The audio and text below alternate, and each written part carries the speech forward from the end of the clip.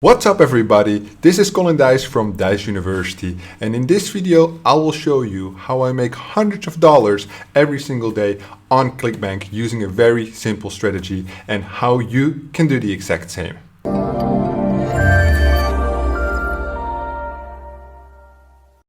So we are logged into my Clickbank dashboard right now. Once I hit refresh, you guys will see that these are real results.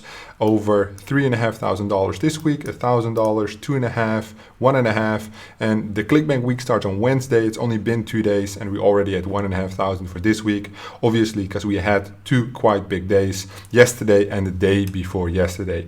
So the strategy always needs a little bit of work. That's why sometimes you see a little bit lower days, sometimes you see a little bit higher days. But in this video, I will show you exactly how it's done. So the thing I'm doing on Clickbank is actually running native ads. So what that means is I run ads on news websites like CNN.com. So this is a prison article. And at the bottom of the article, there is paid content by Outbrain, which looks like it's actually real content, but it's actually sponsored. So these are ad placements you can pay to show your ads here. And that is exactly what I'm doing and how I'm making this much money.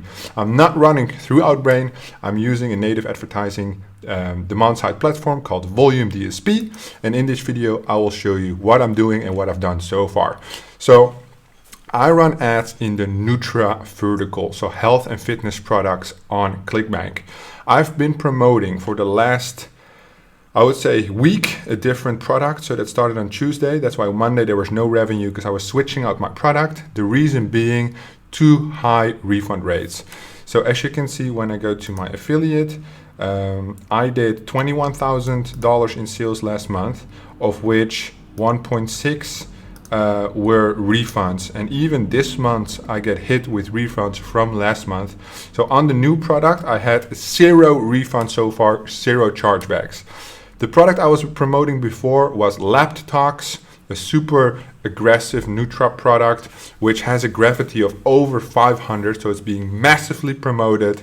I ran into a lot of issues with traffic sources. They wouldn't allow me to run this product, so then I started investigating other products to run. I found a product that actually has almost no gravity, so I'm one of the only ones promoting this product, and as you can see, it is converting really well.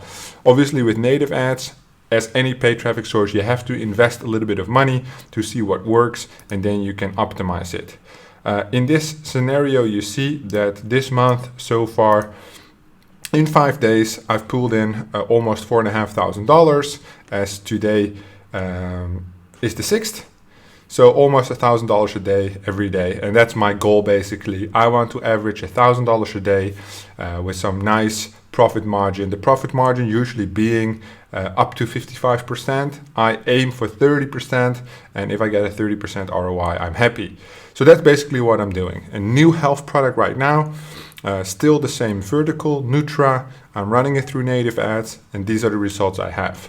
So I want to show you guys a couple of things to read the data, because that is one of the most important things. I have a lot of videos on my channel where I show you basically step by step how to build native advertising campaigns. So if you're new here, please give this video a thumbs up and subscribe to my channel. And now what I will show you is how I actually work with these ads, right? Because that's very important.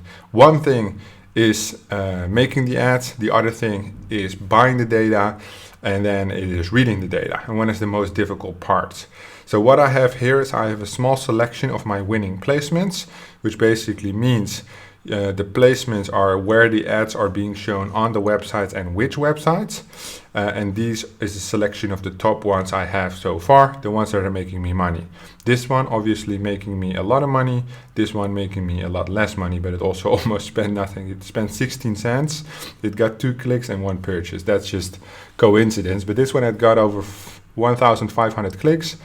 450 views in the offer, 6 conversions, 100% ROI. What does it say? 99 point something percent ROI, which is obviously good. Obviously, there's tons of places not making money, and we wipe out those placements, optimize on the winning placements, and that's how we make money over time. But I want to show you a couple of things. I want to compare a couple of things, because this is not about just showing off, look how much money I'm making. You know, the average ROI is between 30 and 50% on scale, which basically means it might take a week or 2 weeks. to get to that point, but once you do, you make good money. Running a 30 to 50% ROI would mean that if I spend $1,000, I make between 300 and 500 back. So I spend 1,000, I do 1,300, 1,500 revenue, I pocket $300 to $500, which I would say is nice if it's all automated. The only thing you have to do is set up the campaign, which takes a lot of knowledge and experience if you want to do it profitably. Then optimize, which is the biggest part. So it all comes down to testing. That is the one and only golden rule of affiliate marketing you have to take into consideration when running these types of products. Test, test, test. That's where it comes down to. As soon as you are done testing, cutting losing placements, basically placements, websites, widgets which are not making you money, you can start the optimization process. You can dedicate more budget to the ones that are actually going to make you money, which means they're going to make you more money. And more money is always better. All right, let me show you some differences in the data. All right, as I said, so 1,500 clicks on the ad, 454 clicks on the offer, which basically means we have a click-through rate of 27.4%. You can see there's quite a big difference between the data here. The average being 28 over all the data, but this source has 61% click-through rate, 25, 26, 32, 27. What we do is we use the law of big numbers, which basically means the more data we get, the more the data stabilizes. This is media buying 101, something you should take into consideration. Having a conversion rate of 1.3% here against a 50% here and a 16% over there only means that as soon as this would get more clicks, as it only has received 6 clicks, and this one has received over 454, it means that the data would stabilize. Does it mean that it would also be 1%? Not necessarily. It could anywhere between 1 and 4%. However, it is unlikely that when this receives 500 clicks, it would still be 16%, as it's so much off from the mean being the average, right? Then you have conversion rate, click-through rate, which we looked at. Image click-through rate is not necessarily something which is defined by the placement which we're looking at here. It's actually defined per the creative. I would say a ICTR usually of 1% is good, which you see here. However, I'm running this on a mobile placement, so the CTR is always less, and the cost per 1,000 impressions, the CPM, is also a lot less, which for me is good because I want to test this big. There's lots of different placement options and I want to test everything. So the thing I want to show you guys actually is not just this raw data, because you see the ROI, you see the profit. We're only looking at good placements right now. I want to show you the optional chart in the volume tracker. Why? Because this campaign has been running only for 3 days. And the thing I want to show you guys is, I can even make it shorter. This has been running since the 3rd. I want to give you guys a nice graph. A graph wherein you can see the impressions to visit ratio, the clicks and conversions. So the conversions are negligible because they're so low you can't even see them compared to the impressions amount. However, you do see where most of the clicks are coming from. So this is measured in my time zone. The time right now is 1:30 p.m., right? I get most of my clicks at 11 a.m. all the way through 4 p.m. Then it goes down, I get no impressions, and then it goes up. So for this day, it was running for 24 hours. You can see that the spike is always between, here it is, between 3 till 8, and this is 12 till 15, and here it's 10 to 13. This has solely to do with me changing the budget of the campaign manually, which basically means that I myself screw up the data, because you can see on average here it's quite stable, right? Every hour it has around 20,000 impressions, sometimes a little bit less, sometimes a little bit more. The visits are also quite the same, right? Between 60 and 80. And the clicks therefore are also quite the same, between 30 and 15. Sometimes it goes a little bit down, sometimes it's a little bit higher.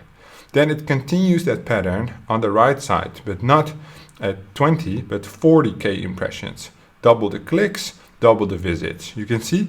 So that means that the data is already starting to stabilize. having stable data will allow you to make accurate decisions. So let me show you guys this, right?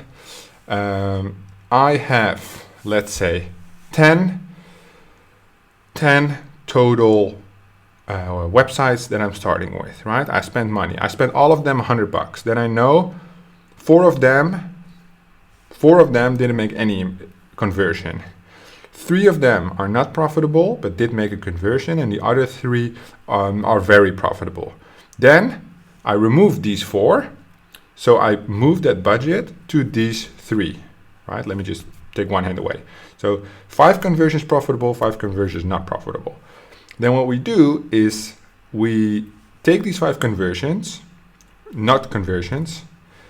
These 3 made conversions and are profitable. These 2 made conversions but are not profitable. These 5 are gone, which basically means I have $100 each, which I move to these 3 because these are making money. I let these 2 run. Do they become profitable over the next 3 days? Then I scale them 2. Do they not become profitable and stay stable or lose money? Then I kill them and move all the budget to these 3.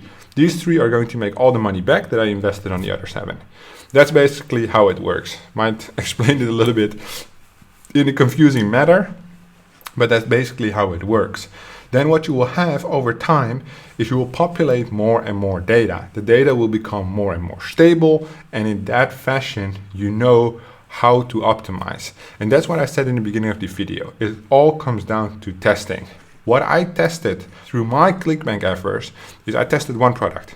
I had good results, and then the refund rate and the chargeback rate, which you see here, chargebacks and refunds, they killed my campaign. So I decided to move it to a different product, which is going to make me hopefully more money right now, right? Then I tested the placements, which I just showed you on my hands. Then I'm optimizing. My main goal is to have, at the end of the day, 5 placements left, and those 5 placements make me, let's say, 50% ROI. I leave those placements and I move on to a different campaign. While all these campaigns which I've made in the past are now making me money until they stop making me money, and I focus on building out new campaigns, which basically creates a system for me where I consistently make money. And that's not only on Clickbank, but for this example, Clickbank, how I make money online with affiliate marketing. I hope it was a nice explanation, not too complicated, but I can imagine you have dozens and dozens of questions. So I have a special link to my community in the description down below. There you can ask me personally detailed questions and I will answer them for you, a little bit of guidance on your journey. If you have any general questions for YouTube, put them down in the comments below and I'll be sure to have a look. Thank you so much for watching, and I will see you guys in the next one.